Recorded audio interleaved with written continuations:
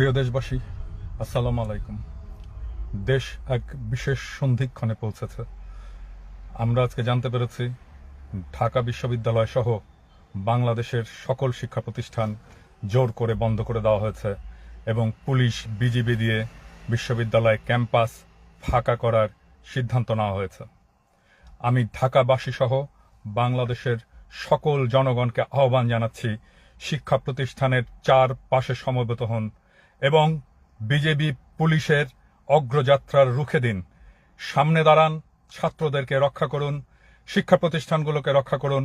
কোনোভাবেই যেন হাসিনার পোষা বাহিনী শিক্ষা প্রতিষ্ঠানগুলোকে বন্ধ করতে না পারে, শিক্ষা প্রতিষ্ঠানগুলো ফাঁকা করতে না পারে। আপনারা সবাই শিক্ষা প্রতিষ্ঠানের সামনে চলে আসুন, ঢাকা বিশ্ববিদ্যালয়ের সামনে চলে আসুন। আমাদেরকে প্রথমে ঢাকা বিশ্ববিদ্যালয়কে রক্ষা করতে হবে। আমি সবাইকে আহ্বান জানাচ্ছি,